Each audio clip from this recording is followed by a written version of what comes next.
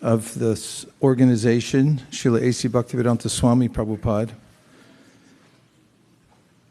He wanted that people could come to a place once a week at least and feel the spiritual atmosphere and especially practice bhakti yoga, the mainstay of which is chanting the Mahamantra, which is a combination of names of the divine.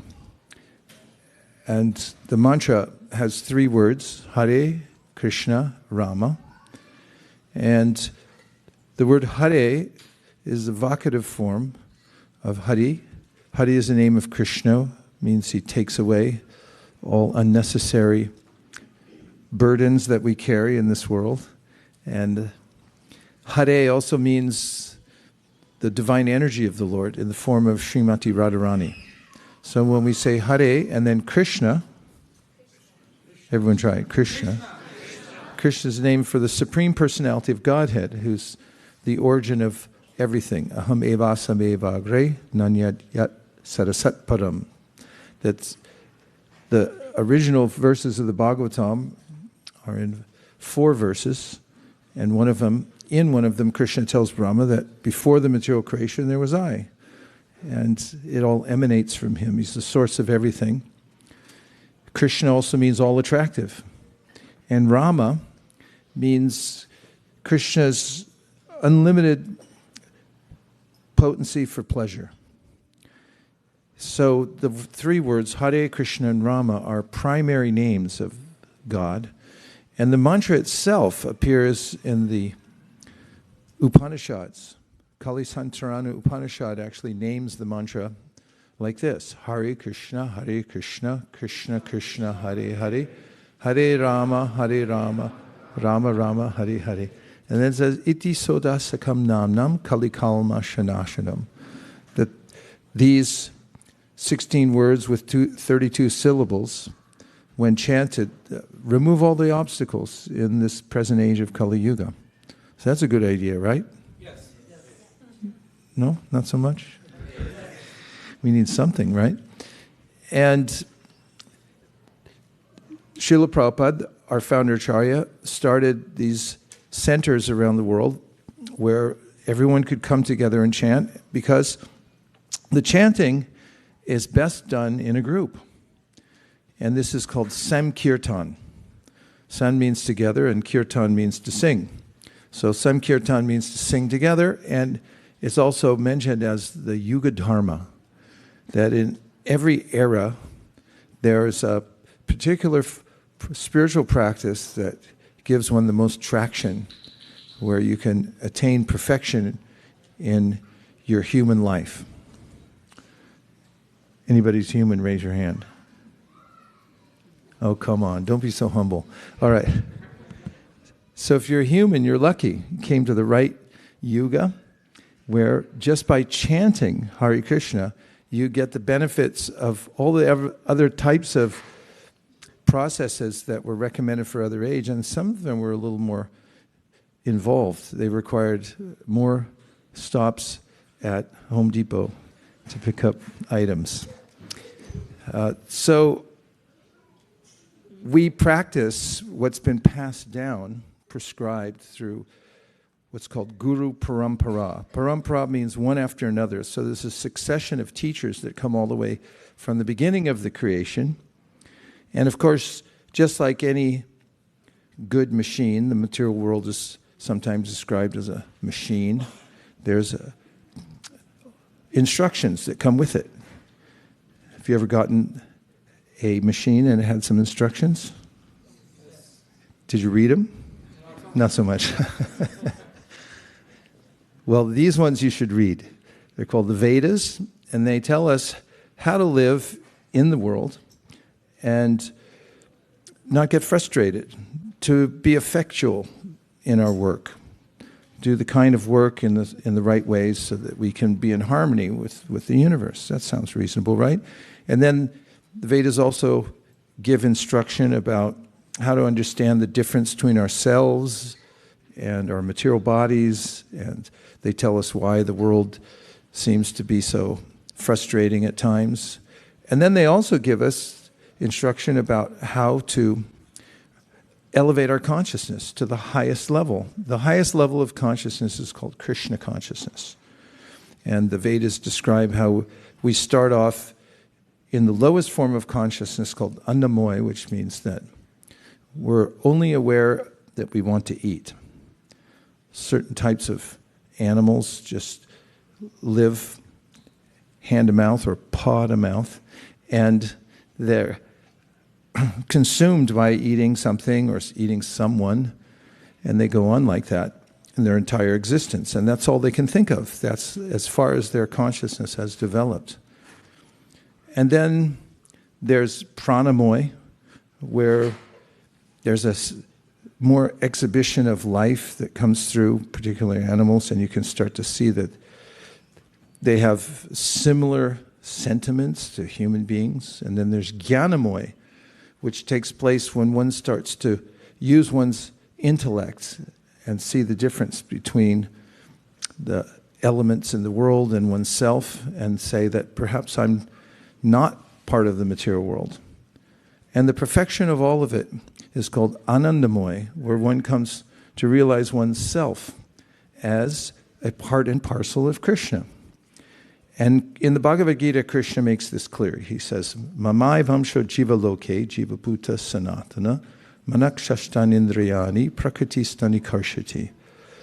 That every living soul is a part of me, a tiny part. And presently, he says, those souls that are in contact with the material nature are struggling very hard with the six senses and the mind, which are also material. The Bhagavad Gītā is a treatise that tells any soul how to free him or herself from this struggle and come to the position of anandamoy, or bliss, happiness, real happiness. And it can't be achieved, this type of happiness, that is, through adjusting our material condition. If you have a pet fish, anybody here have a pet fish? Yeah? And the fish escapes one day, gets out of his bowl, and starts walking down the street. And maybe he meets people along the way, and they see that he doesn't look so satisfied. Maybe he's gasping for air or something. He walks funny. And so they offer him various amenities to make him happy. What could you give a fish walking down your street besides water? Pizza. Give him a pizza with everything on it, even pineapple, which is sacrilege, but, you know. Anyway, so pizza. You give him pizza. What else are you going to give him? You give him an umbrella. Armand, give us something. What are you going to give the fish? A defibrillator? A box to sleep in? Yeah, a comfortable box. Maybe put a little cotton in it, a little sleep number on it, so his fins can fit in a little crevasse and he'll feel comfortable. What else do you want to give your fish? The friendly fish? You're jumping the gun over here now. Okay, what else? Give him something else that's not going to help. Give him some shoes. Yeah. Fish need shoes, right? And what else? There should be good shoes, though, right? Prada. $1,000 for Prada shoes. So, yeah, what else? Give him a shark. Maybe a toy shark as a companion. We could go on and list practically everything you can think of that we could purchase here, maybe, or this on Amazon.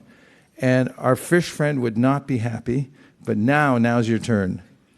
What are you going to do to make him happy? I think we'd throw him back in water first, right?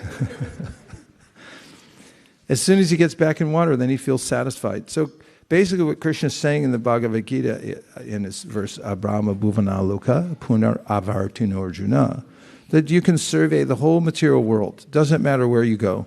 You're not going to be happy until you get back in the water. So when we get back in the environment that makes us happy, that makes us feel whole and natural, then we feel satisfied and we don't need anything else. Fish really don't need much. You just want to swim around, right? So similarly, we can enter into the environment where we feel ourselves whole again and connected to Krishna. And this is called the state of yoga. And in that state, we achieve ananda, or happiness, bliss. So the process for doing this is recommended in this age, as I mentioned, and it was propagated by Sri Chaitanya Mahaprabhu, who's the most recent avatar of Krishna. The word avatar means one who crosses down to come and help us. And the avatar, Sri Chaitanya Mahaprabhu, is mentioned in the Srimad Bhagavatam in many places. Krishna varnam tusha krishnam sangopangasha parshadam yagnai sankirtana praya yajantihi sumedasaha. This verse was spoken by Karabhajana Muni, and he said that the incarnation in the Kali Yuga, the age we're in now, will be of golden color, and he'll also always be saying Hare Krishna, Krishna, Krishna, Hare Hare, Hare Rama, Rama, Ram, Hare Hare. And he'll also have associates who come with him to help spread the chanting of Hare Krishna everywhere, because it's the Yuga Dharma that everyone can take up, and it doesn't matter where you live or what kind of work you have or what culture you're from. It's a universal process. So that's what he taught, and he advocated that everyone else take it up and teach it to others, because he could see that in the Kali Yuga, people would feel especially inconvenienced because of the nature of this age. Anybody feel a little inconvenienced by the nature of the age? Yes? 1, 2, let's count them up. 1, 2, 3, 4, 5, 6, 7, 8. Okay. So he said,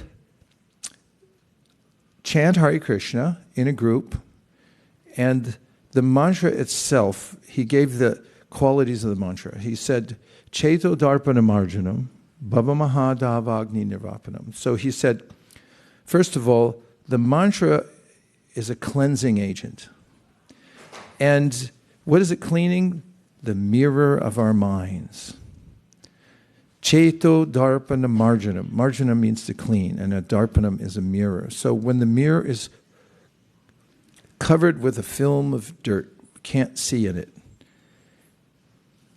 And we can't see ourselves when the mind is also full of all kinds of images that obscure our vision of ourselves, what to speak of the source of ourselves, Krishna, who's there with us in the heart, but we can't see either ourselves or Krishna. So he said, if you chant Hare Krishna, one of the benefits is that you'll cleanse the mirror of the mind.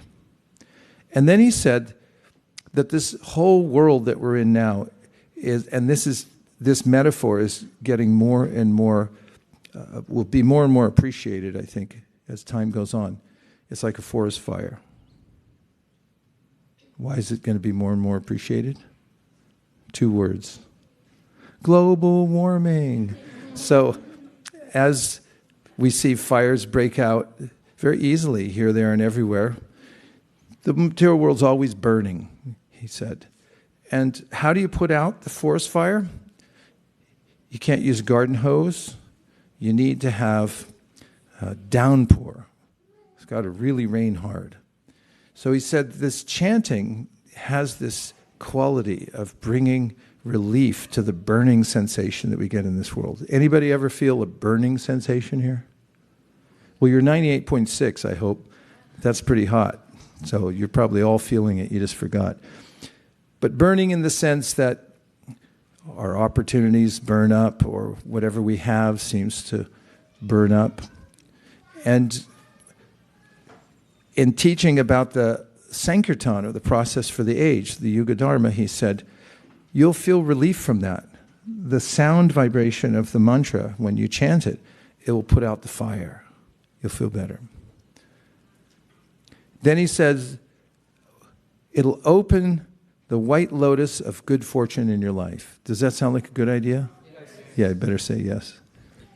If someone walks up to you and say, would you like the white lotus of good fortune to open in your life? You just say yes.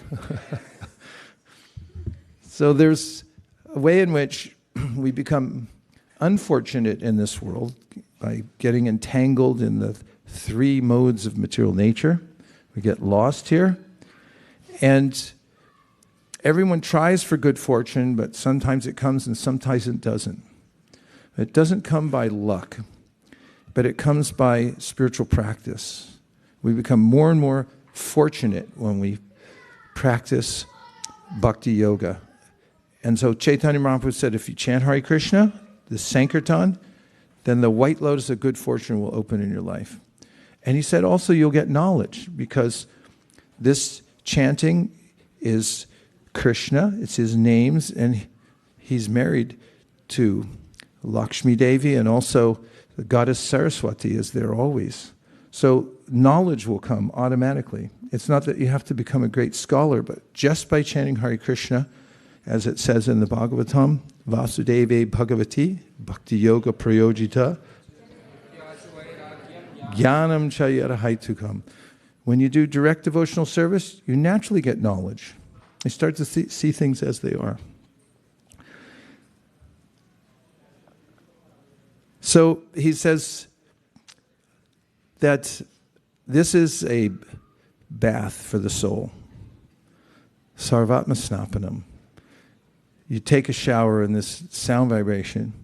And then he says, if you go on doing this, then you'll be victorious in everything you do. Param Vijayate Sri Krishna Sankirtanam. He gives this battle cry, practically. If you want to be successful, if you want to win the great battle in life, chant Hare Krishna. So this is the prime process that our founder Acharya taught, and we follow that process. We chant both in a group, and those who take to a personal spiritual practice at home also chant what's called japa. They'll pace or they'll sit, and by themselves they'll chant out loud the mantra, same mantra, over and over again, listening to the sound of the mantra, and they count how many mantras they say every day.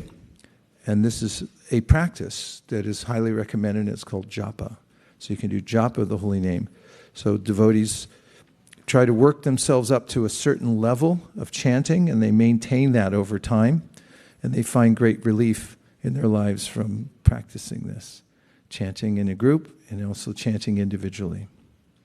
So let's try the group chanting, shall we? Yes. Okay. So we'll start off by singing two mantras that honor the founder Acharya, A.C. Bhaktivedanta Swami Prabhupada, and then one mantra that honors Sri Chaitanya Mahaprabhu, the avatar who brought the chanting of Hare Krishna over 500 years ago, and then asked us to spread it all over the world. And then we'll go into the chanting of Hare Krishna. Thank you for participating in the Yuga Dharma for Kali Yuga. Make the world a better place, just like that. And now we have a word from our sponsor. Our programs are all sponsored by the makers of Srimad Bhagavatam, the Bhaktivedanta Book Trust. We have a short video to show you about one of the many projects. This is an entrepreneurial center.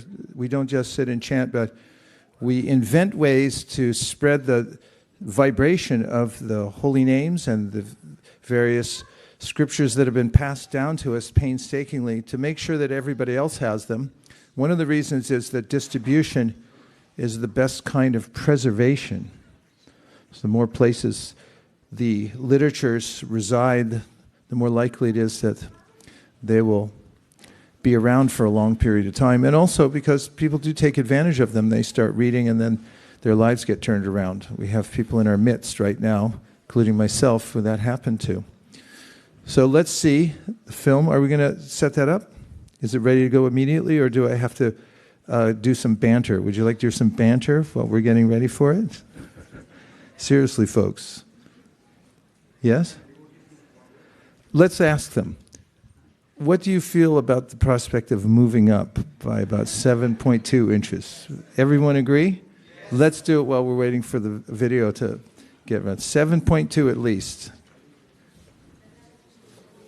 Yeah. You need two more. 0.2. You didn't do your 0.2 at weight. Yeah, go ahead and move up.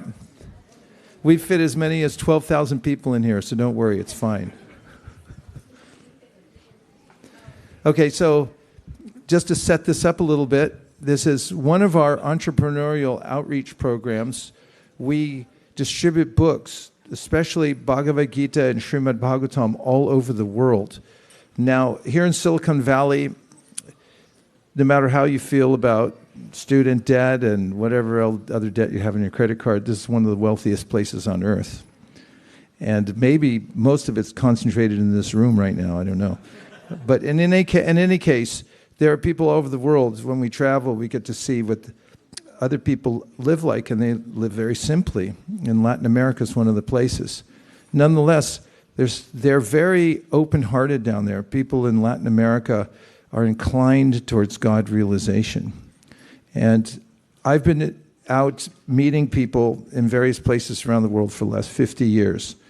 And I have yet to find a person from Latin America or Mexico, anywhere where they're not interested in God. It's a very, very God-conscious, pious place. But the economy there is crazy. There are ways in which it's so destabilized there that people live, many of them hand to mouth, and it's very difficult to get by. What to speak of being able to afford a set of books. So we've taken it upon ourselves here to build pipelines around the world. I don't know if you remember the days of Ross Perot and all this, NAFTA, North American Free Trade Agreement. Any economist in here? Anybody follow politics? So North American Free Trade Agreement. We started a few years ago NIFTA, which is North America India Free Trade Agreement, where we've been sending full sets of books to the villages of India, which are vulnerable because although they're the mainstay of India, believe it or not, they're actually being affected by various other ideologies besides the Vedic system. But the remedy is when the Bhagavatam goes into the learning center in the villages, people remember and they rally around it because it's such a substantial literature and culture. Also, Africa, that's another one of our destination places for multiple sets of Srimad Bhagavatam. Ukraine, during the war times, we've been sending books down there. People so much appreciate it. And so this one, you'll see, is about Latin America. Let's roll it, Ramananda Saka Prabhu.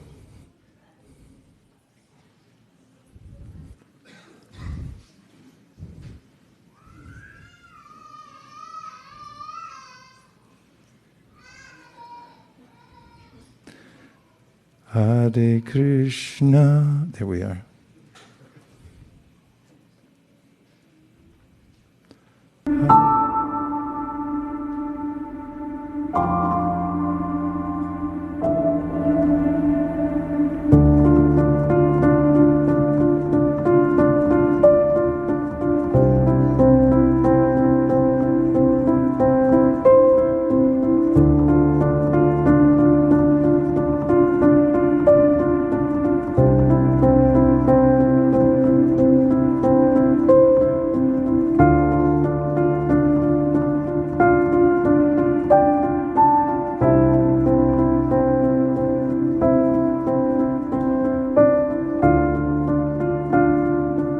Hare Krishna, quisiera agradecer a los devotos de ISKCON Silicon Valley por esta hermosa donación que de otra manera no hubiera sido posible.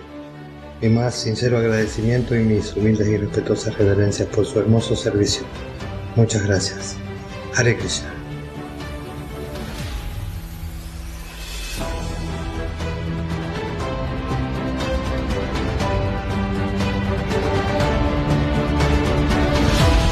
Quiero agradecer a Conciencia de Krishna que amablemente me donó esta bella obra.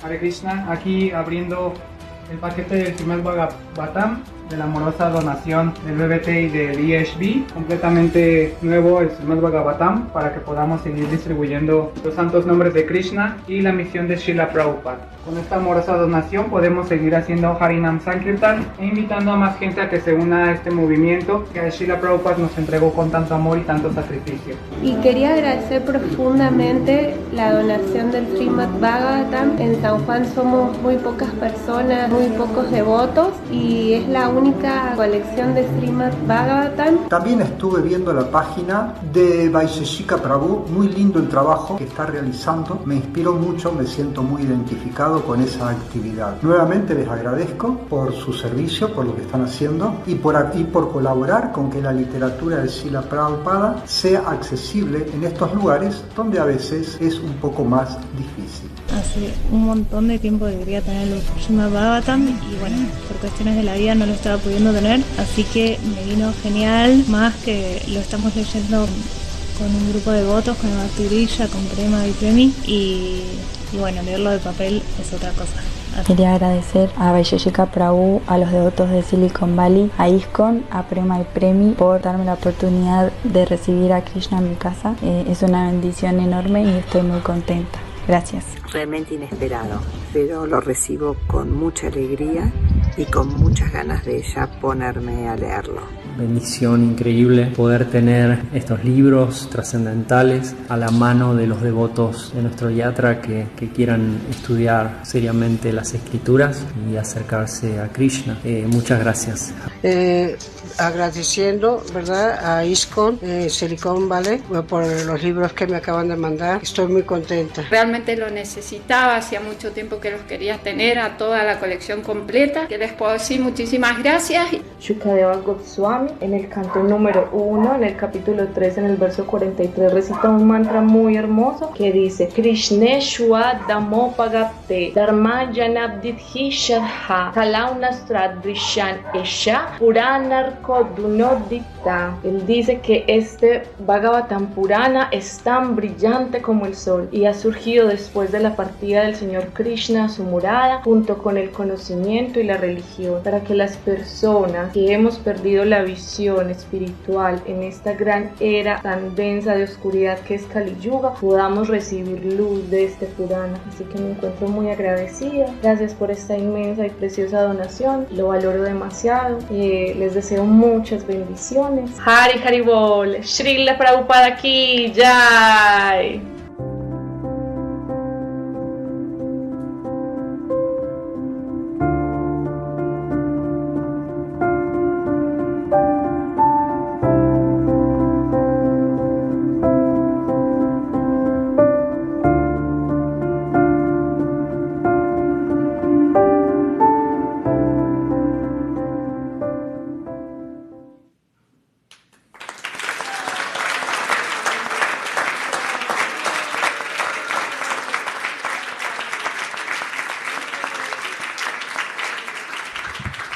So I don't want any stampedes or anything like that. Just keep your credit cards in your pocket for a while. We still got a ways to go here. Ramananda, Prabhu, why don't you give me can I use a clicker? I have a few slides I'm going to show. We'll be promoting Srimad Bhagavatam here continuously, but especially now leading up to Bhadra Purnima, which is in September sometime, right? 28th? 28th September, it's full moon. On that full moon day, says the Srimad Bhagavatam itself, when you give a set of Srimad Bhagavatams to someone else as a gift on that day, then the return gift is that you go back to Godhead. Hey, I didn't make it up. It's in the Bhagavatam. So it's become a tradition all over ISKCON, International Society for Krishna Consciousness, to ramp up the distribution of Srimad Bhagavatam during this time, partly to fulfill the mission of Sri Chaitanya Mahaprabhu and Srila Prabhupada. When Prabhupada once saw the Sherman-Williams paint sign, does anybody know what that logo is? Anybody here paint in your spare time? Sherman-Williams paint. It's got a picture of a globe, and then it's got a can of paint that's being dumped on the globe, and it says, cover the earth. So probably that should be our motto. for Srimad Bhagavatam should cover the earth. So we're working on it. And this is one of the services that we do here to our spiritual master, and everybody else who wants to have a part of it one way or another can also participate. As I said before, there's multiple ways that you can do it, and this is one of them. Here's how to be a happy human. I know you all raised your hands earlier that you're human, right? Okay. Now, who wants to be a happy human? Okay, everybody else, there's a waiting room outside. Now, which button do I push before I make a mistake? Up for go? Pardon me? Down goes forward. Makes a lot of sense. Okay, how to be a happy human. So, what is a happy human? A happy human is called a Sukhi Nara. Everyone say. Sukhi Nara. Sounds Japanese, but it's Sanskrit. Sukhi Nara. So Sukhi means happy, and Nara means human. So we're humans, we might as well figure out how to be happy, right? Say yes. So, do you have a happiness plan? You don't really, right? Maybe you have it out in the car somewhere, in the glove box, you forgot about it.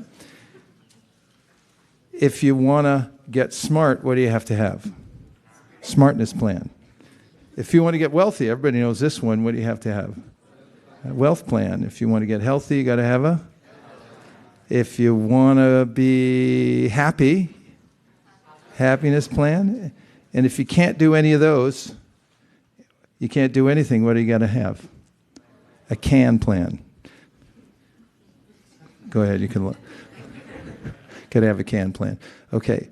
So, do you have a happiness plan? Yes, we do. That's what we specialize in here.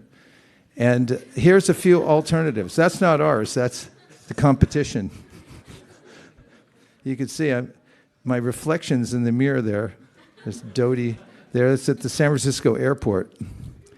And I couldn't resist taking a picture of this because their claim is that you're going to get moments of timeless pleasure.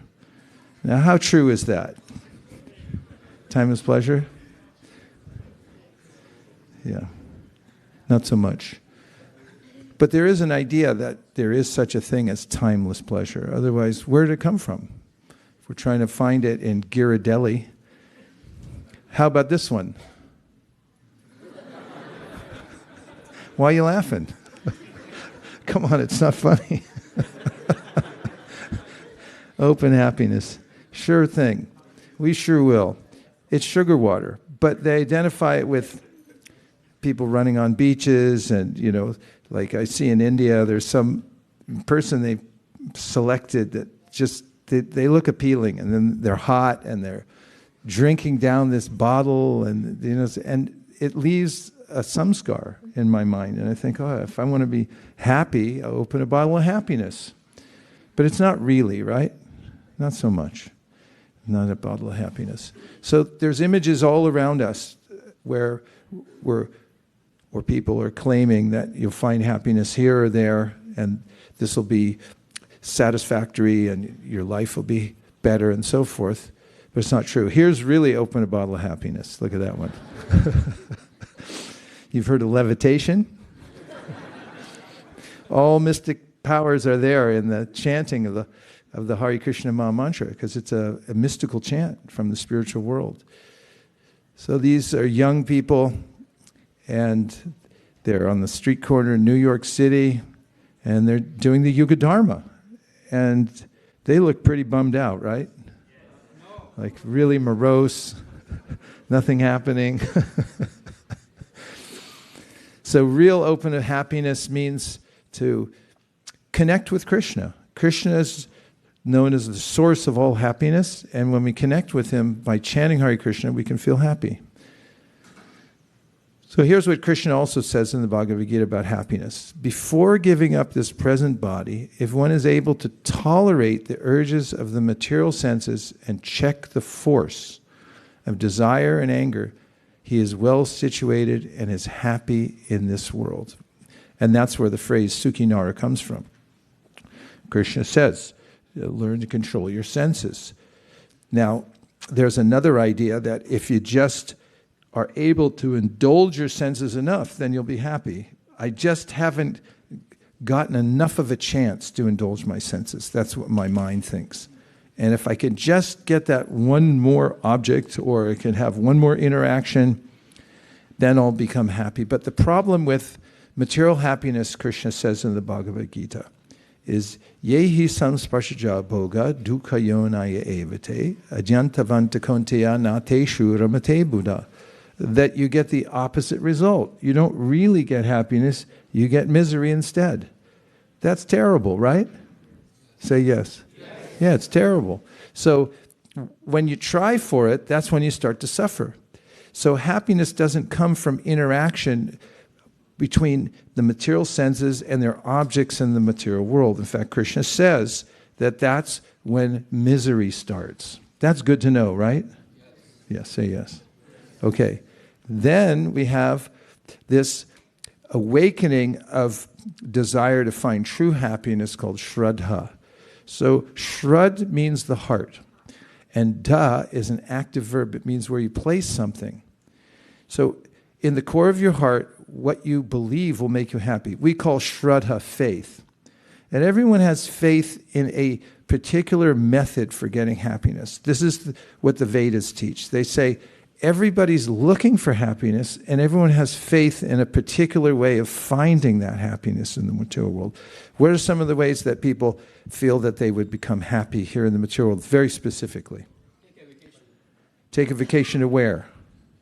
To Maui, okay? And where else?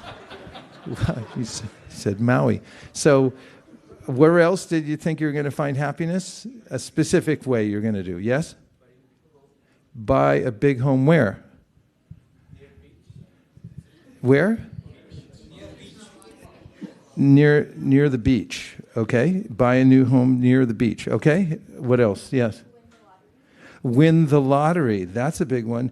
Many people, when the lottery starts creeping up to a certain level, people preface every sentence with, when I win the lottery, or if I win the lottery. I had a relative like that, and I was like, would you cut out the lottery stuff?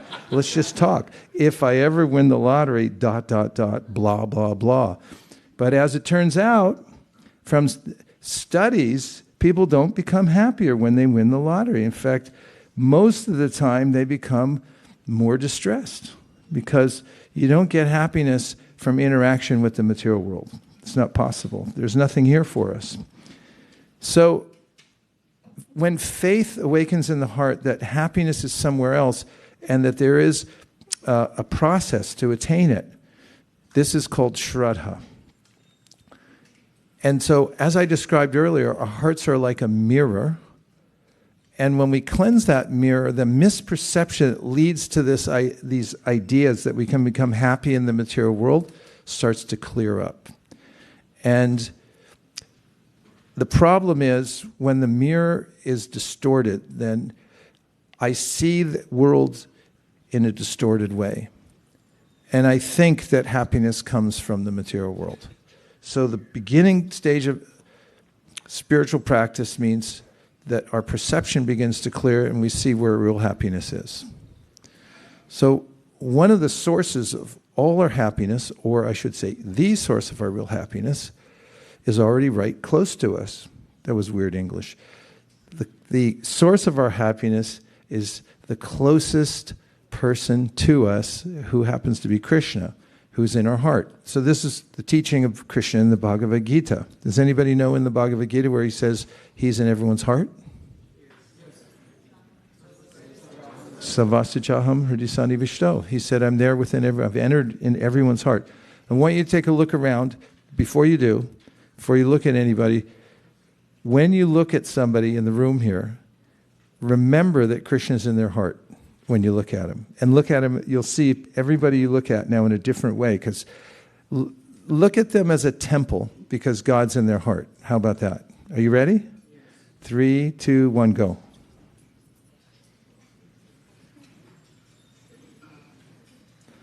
Did you look at everybody and notice that, or at least theoretically accept that Krishna's in their heart? Yes. Did they seem different to you now because you weren't seeing the external feature? This is one of the points that's made in the Sri Upanishad. It says, Yastu sarvani bhutani atmaivad buddvijanataha tatrakum mohukashoka ekatvam manupashataha. And if you have this vision that Krishna's in my heart and in everybody else's heart, then you'll never lament. You'll always see Krishna everywhere and you'll be happy because he's the source of all happiness. And here's a beautiful name of Krishna. Everyone can say Suhrit. Suhrit means our best friend who lives in our heart. And what's so good about Krishna being our best friend anyway? Let's have a few suggestions. What do you think's good about having Krishna as your best friend? Yes? He's eternal. Don't you hate it when you lose friends? One of my best friends, Jim Ellison, I lost him in high school, and he went camping with John Gaudio out in some wilderness area, and then John Gaudio came back, but Jim Ellison didn't. No one ever found him again. That just about was the last straw for me. I said, I'm joining the Hare Krishna movement. So Krishna is not like that. He's eternal. He never dies. He never wanders off and gets lost. Okay. Yes. He's our protector. Krishna is a protector of all living beings. That's a good reason. And he never leaves us. He's all powerful. So if you put these two, yes. Someone who loves us. Always, right? So Krishna's all powerful and he's also all protective. So if he was all powerful, but he wasn't protective, like merciful to us, then we'd be in big trouble, right? Yes. And if he was merciful and protective, but he didn't have power, what good would that be, right? That's like everybody else. They say, I'll protect you, and then when the real disaster comes, they go, well, good luck. Everyone's on their own now. Because there's not much everyone can do. Shukadeva Goswami points that out in the Bhagavatam. Deha patra kalatradeshu atmasaine sasatsapi tesham pramato nidhanam pashyanapi napashyati. He says, people see that people can't protect us in this world, our bank account, our families, even the houses we have. They get washed down the river when the big flood comes. Nothing can protect us in this world except for Krishna. And he's all powerful. So these are points of meditation to understand that we're very lucky. Krishna's in our heart. He's our best friend, and he's all powerful, and he's all merciful. And he's also considered to be a desire tree. In the Sri Upanishad it says, Saparigach krukram akayam avranam, ashnaviram shudanam papavidam, Kavir manishi paribhu swayambur yatat yatyator tan viradash aśāśvatam samabhyaha.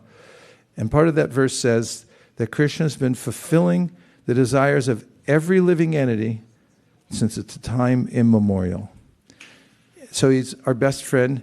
So he's there fulfilling the desires of each individual living entity.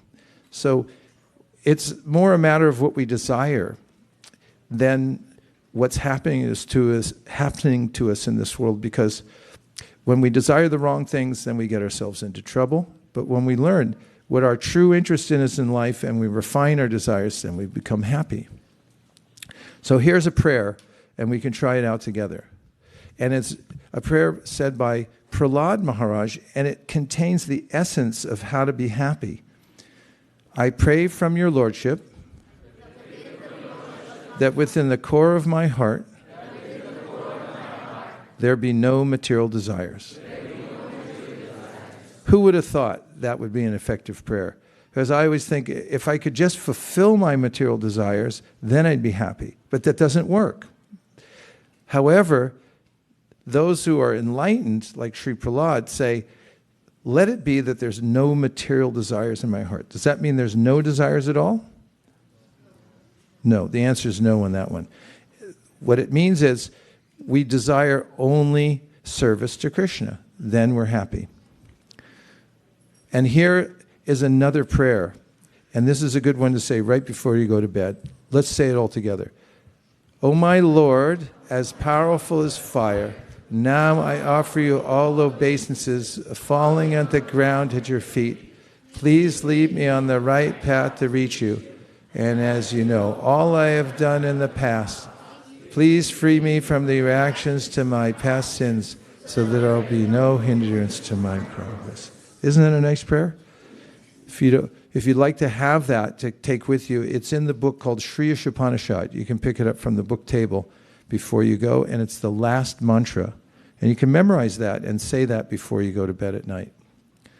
So Kṛṣṇa in the Bhagavad Gītā asks us to manage our expectations. And he tells us that the material world is a place of suffering. I know there's a family show, and I don't mean to bring a downer to everybody, but it's just a fact. It's there in the Bhagavad Gītā where Kṛṣṇa says, duḥkhālayam aśāśvatam. Duḥkha means what? Duḥkha, misery, and ālayam is a place. So duḥkhālayam is the place where you go to get misery. So if you manage your expectation and you know that this is a place of misery, when various inconveniences come to you in your life, you won't be so disappointed because you'll know that's what happens here.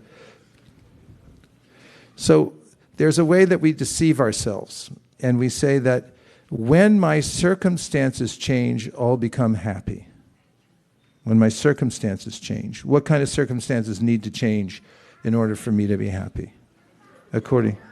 Job, I got to get a different job. What else to be happy? I got to have more money or less? Because if it's less, see me afterwards, I can help you out. What else? Weather, if the weather changes, then I'll be happy. What else?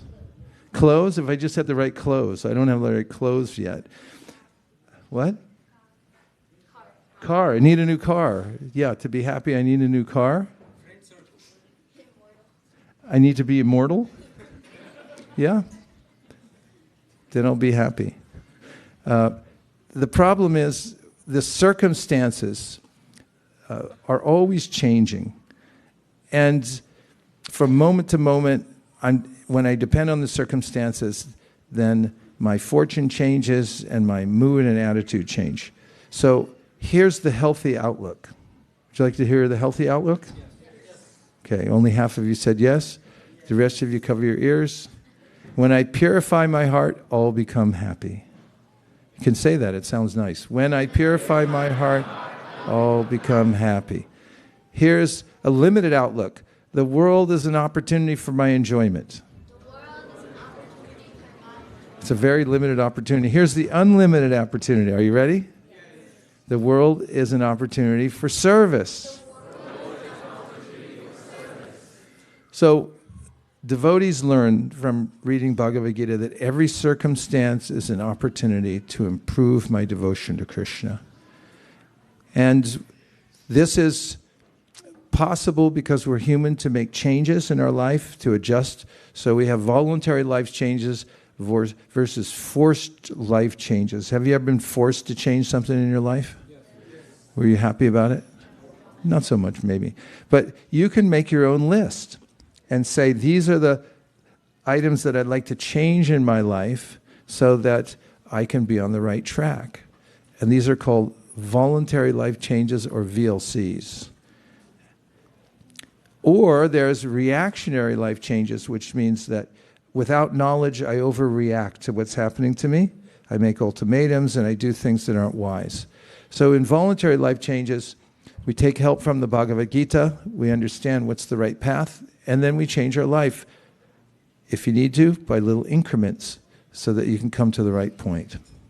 And our greatest assets in life are our gratitude and our sincerity. And I'm going to read you a quote that Ekachakra Prabhu read to us the other morning on Saturday. That other morning was yesterday. And it talks about sincerity and how important it is. Hare Krishna, Hare Krishna, Krishna Krishna, Hare Hare, Hare Rama, Hare Rama, Rama Rama, Hare Hare. If one serves faithfully, there is no possibility of frustration, because the Lord himself takes charge of the devotee's advancement. The Lord is seated in everyone's heart, and he knows the devotee's motive and arranges everything achievable. In other words, the pseudo-devotee who is anxious to achieve material gains cannot attain the highest perfectional stage because the Lord is in knowledge of his motive. One merely has to become sincere in his purpose, and then the Lord is there to help in every way. Okay, now we have an opportunity to have some human interaction. Let's hear any of the thoughts you have about what we've discussed so far. You can reflect back any points or ask a question to incite the audience. Yes. You'll get a free microphone.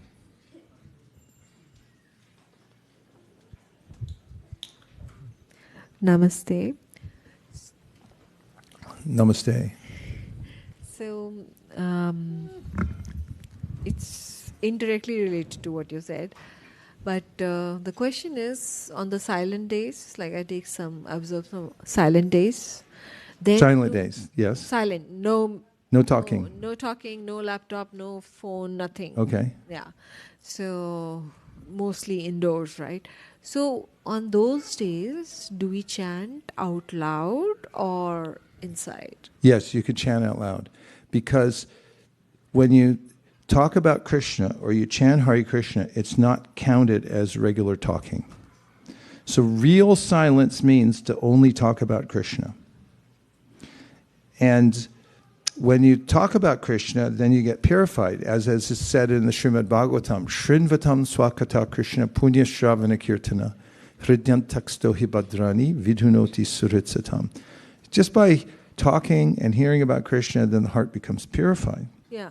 So it's highly recommended that one chant and speak about Krishna, and this is considered to be real silence, because there's matter and there's antimatter. So when you're chanting Hare Krishna, you're not involved with the material world at all. And that's the whole idea behind being silent, not to get entangled. In his prayers, in the Srimad Bhagavatam, in the 5th chapter, 1st canto, Narada Muni says, actually there's instructions to his disciple Vyasadeva. He says that anything you desire to describe in this world that's separate in vision from the Lord simply reacts with different names, forms, and results to agitate the mind, the way a boat on water is agitated by the wind when it has no resting place. So according to devotional lawyers who have looked into this very carefully, and it's been tried in several court cases, high courts, low courts, it's passed through all the circuits, it's already been vetted, as is mentioned by Shukadeva Goswami in the Srimad Bhagavatam. He says, Etan nirvidyamananam ichatam akatobhayam yoginam nripanirnitam harirnamanukirtanam. What that verse says is, it's been decided by the lower courts, middle courts, and higher courts that speaking about Krishna, chanting about Krishna, maintains the silence. Next question. Yes. Arman, otherwise known as Arman. Hare Krishna, Prabhu. I really liked the lecture today, and I had a reflection. So I remember when you were talking about Sukhinara and how we can tolerate, when you tolerate the urges, you become a happy person. And I reflected on that I remembered the verse, NOI verse 1, the Nectar of Instruction verse 1. Vacho vegam manashakroda vegam, jiva vegam udarapashta vegam, etan veganyo vishtaheta dira, sarvam apimam prativam sashishyat. So basically this verse talks about how a sober person who can tolerate the urges of the genitals, the stomach, the mind, the stomach, the tongue, and the mouth, they can become they're really a pure devotee. And I felt that we see so many people that are examples of this, and that I see like in their Dhumna Maharaj and all these other Maharajas, and even you, Vaisesika Prabhuji, I see that you're so you're happy because you can tolerate the urges of the senses, and that's why we call him our man.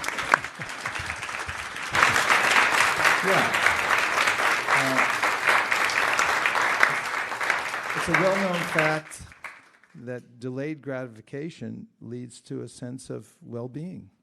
And it's a similar thing Krishna says. It's no big surprise, right? Shouldn't be a big surprise. Well done, well done. Okay, couple more. Yes, Prabhu. Mayapur Vihari Prabhu, with where the effulgence is coming from back there.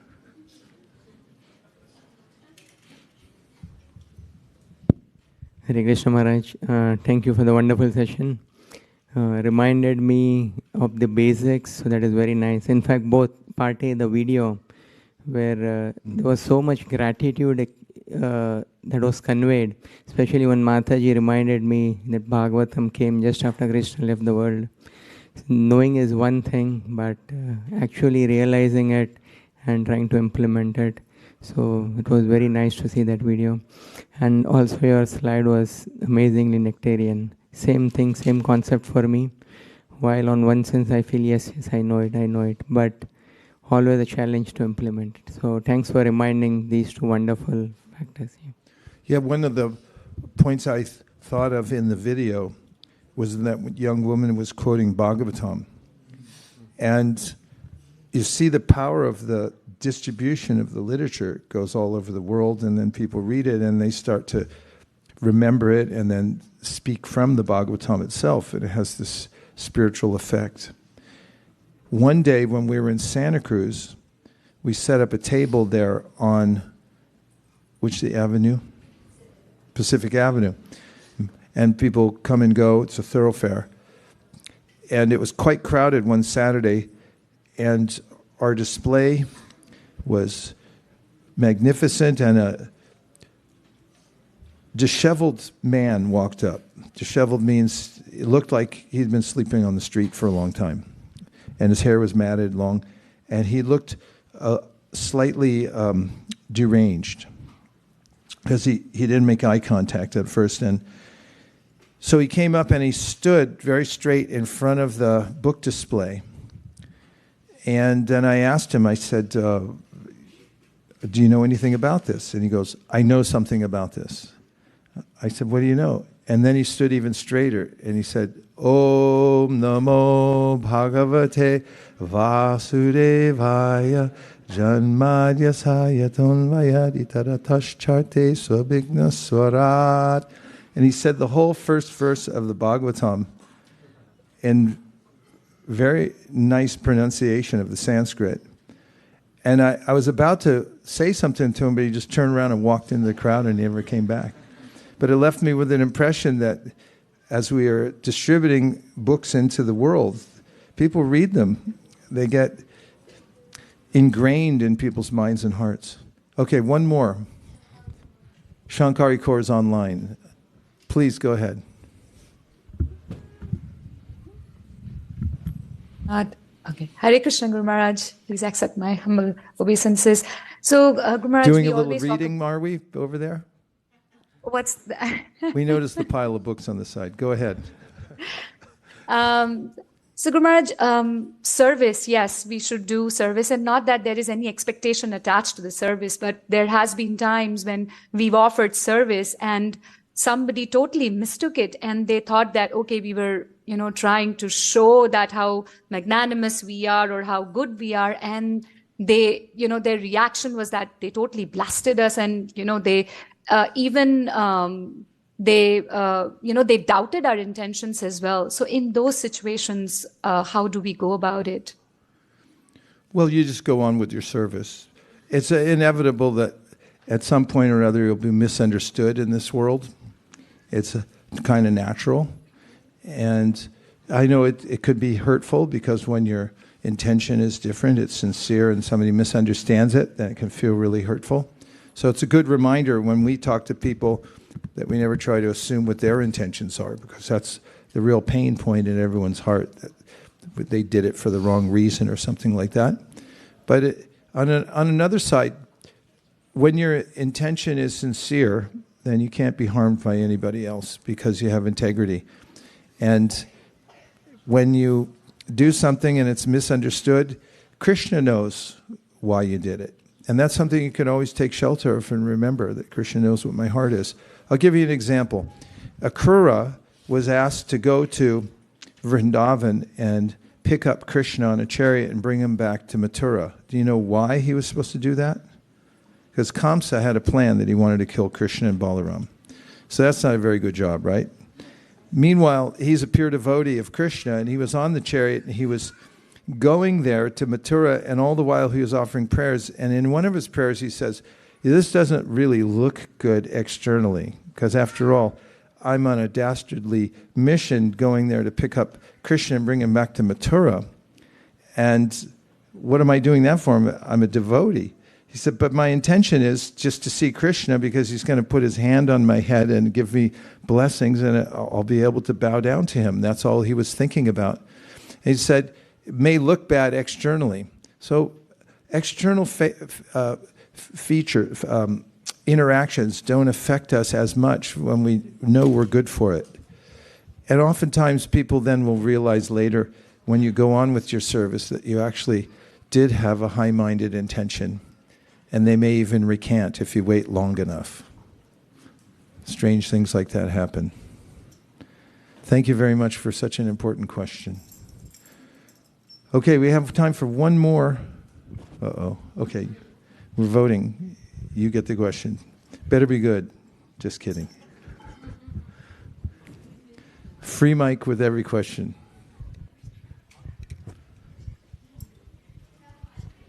Hare Krishna Maharaj, thank you for the beautiful lecture and slideshow and kirtan.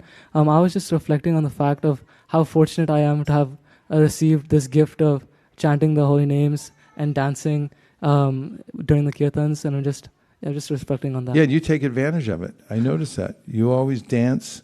You're always happy. You're very lucky. Thank you very much for doing that. Thank you, Maharaj. Hare Krishna. Haribol. Now we have time for one more kirtan. And what is the Sankirtan called? What's the technical category it's under? Starts with a Y, and then the second word is a D. Yuga Dharma. Everyone say Yuga Dharma. Yeah, Yuga Dharma is a practice that you can depend on. And in the age of Kali, that's the age we're in right now, when you take time to chant with your family, gather together, you don't need any instruments, you can clap your hands, and sing the Hare Krishna mantra, you'll notice that the whole house gets purified. Everyone in the house feels happier. You can handle life when you do that. That's the Yuga Dharma is very powerful. So you can practice it in your car. Try it next time you're driving to a family gathering or when you're leaving a family gathering and everyone's bummed out. You can just sit down and chant Hare Krishna, Krishna Krishna, Hare Hare, Hare Rama, Hare Rama, Rama. Or you lose your job, and then what do? You go, Hare Krishna, Hare Krishna, Krishna Krishna, Hare Hare, Hare Rama, Hare Rama, Rama. You lost your car keys, and you can't. Hare Krishna.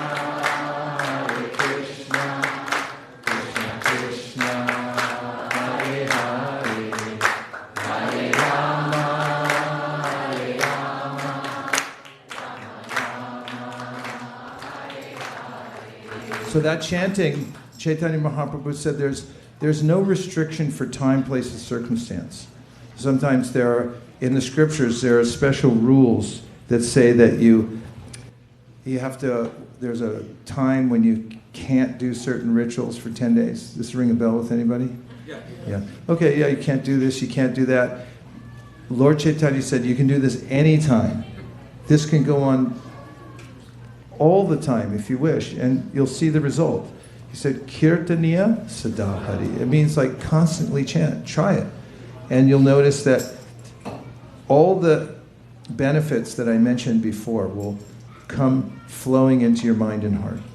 So now let's sing the mantra like we were before with a little bit of a raga or a tune that evokes some special emotion. So we'll sing this Hare Krishna mantra in a Hamsadwani raga, which is kind of a sweet raga so we can remember the sweetness of Krishna and Vrindavan. Would you all like to move forward? There's plenty of room up here. Come on up. 1, 2, 3, go. Everyone move up. We're just preparing for Janmashtami. Last year we had 14,000 people for Janmashtami. I'd like to welcome His Grace Kṛṣṇa Abhishek Prabhu. He's sitting back there in the very pale yellow. Please welcome him to ISV.